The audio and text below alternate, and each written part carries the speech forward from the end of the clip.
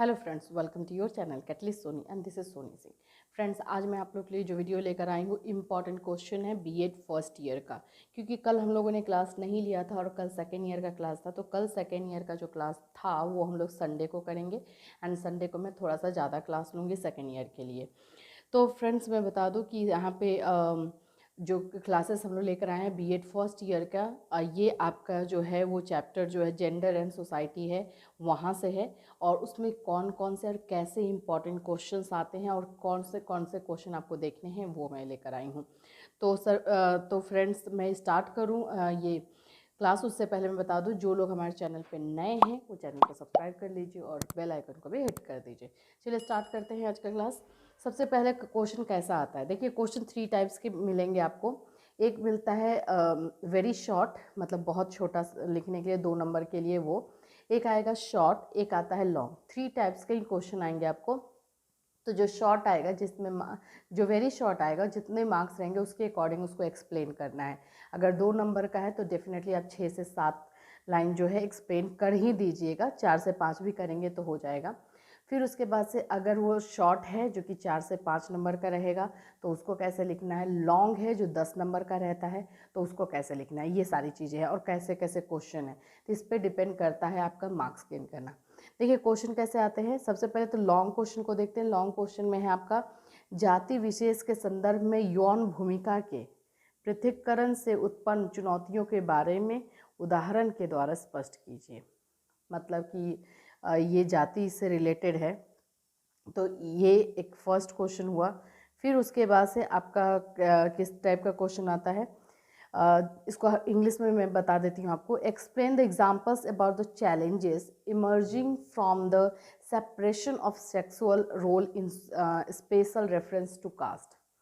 जैसे कि ऐसे तो हमें पता ही है कि जो है मेल एंड फीमेल पे चलता ही है, लेकिन अगर जातिवाद है और जातिवाद में भी फिर किस तरह से आप लोगों का कास्टिज्म किया जाता है, मेल फीमेल किया जाता है वो, और इसमें कौन कौन से चैलेंजेस हैं वो लिखना है। ये क्वेश्चन, ये लॉन्ग क्वेश्चन है फ्रेंड्स, ये मैं आपको बता दूँ, ये लॉन्ग क्वेश्चन है। लॉन्ग क्वेश्चन में और है, throw light on the role of male in home and role of female in family. आपको घर में पुरुष की भूमिका तथा परिवार में नारी की भूमिका पर प्रकाश डालना है। ये भी लॉन्ग क्वेश्चन है। फिर एक और है, what are the challenges in Indian culture related to sexual role. Okay, in हमारे सोसाइटी में जो है sexual role means male female को लेकर के कौन कौन से चैलेंजेस है। भारतीय संस्कृति में लैंगिक भूमिका संबंधी कौन कौन सी चुनौतियाँ हैं, स्पष्ट कीजिए तथा इनके समाधान के उपाय को बताइए। देखिए एक चीज़ आप नोट करेंगे कि जो लॉन्ग क्वेश्चन होता है उसको एक ही क्वेश्चन नहीं रहता, उसमें 3 पार्ट के क्वेश्चन रहते हैं। जैसे इसमें है कौन कौन सी चुनौतियाँ हैं, स्पष्ट कीजिए बोला है, दैट मीन्स आपको एक्सप्लेन करके उसको बताना है, डिटेल में बताना है।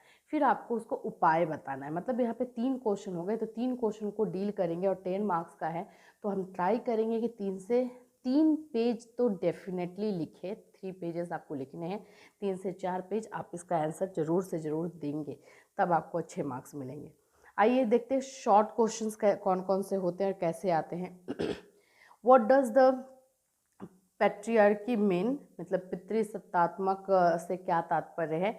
ये आपका जो है 4 नंबर का क्वेश्चन रहता है, कहीं 3 नंबर का भी रहता है, कहीं 4 नंबर का रहता है।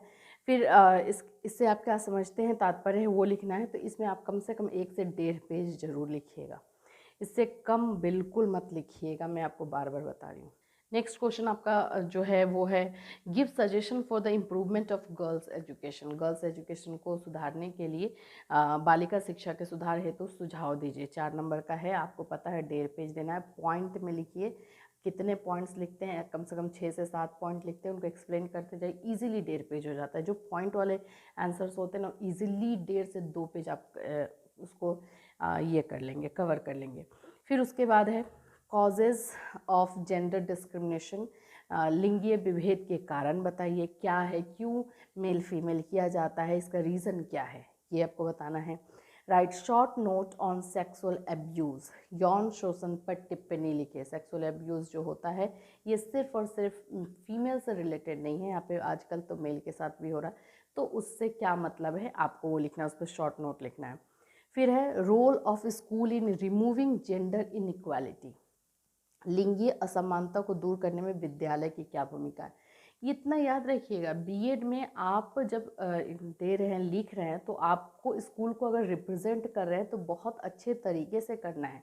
टीचर बनने वाले हैं आप, वो रिस्पॉन्सिबिलिटी आपको भी मिलने वाली है। तो जो चीज़ें रियल में है वो, और जो रियलिटी में नहीं है वो, सब कुछ मैच करके आपको लिखना है। तो इसमें स्कूल क्या क्या कर सकता है, इसमें स्कूल की ये नहीं लिखेंगे कि क्या होता है अभी रियल लाइफ में, वो तो बाद में आप अपना व्यू डाल सकते हैं, लेकिन पहले आपको लिखना है कि क्या कैसे स्कूल जो है ये जो डिस्क्रिमिनेशन होता है, जेंडर इनइक्वालिटी है, कैसे समाज से दूर कर सकता है, ये आपको बताना है। ठीक है, इसमें क्या उसकी भूमिका हो सकती है ये। अब आइए देखते हैं very short type of question में। इसमें क्या है, देखिए 1 नंबर का, 2 नंबर का, इस तरह से रहता है। यहाँ पे 1 नंबर दिया हुआ है, डिफाइन कल्चर, संस्कृति को परिभाषित करें।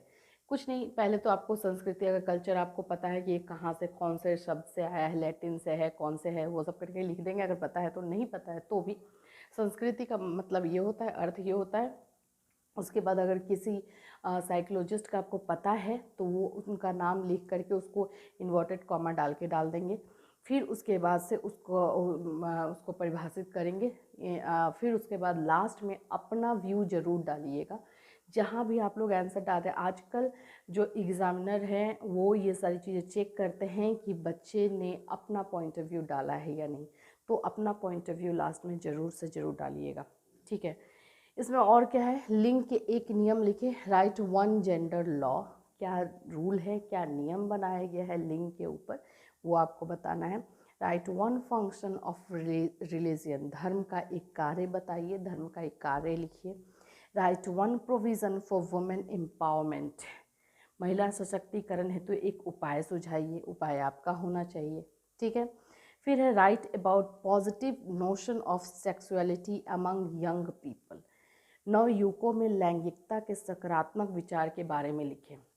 जो यंगस्टर आ रहे हैं उनमें क्या है, मतलब वो लिंग को लेकर, जेंडर को लेकर क्या सोचते हैं, उनकी पॉजिटिविटी को बताना है, निगेटिविटी नहीं, पॉजिटिविटी। फिर है समाजीकरण क्या है, व्हाट इज़ सोशलाइजेशन, सब याद रखिएगा, ये 2-2 नंबर का है।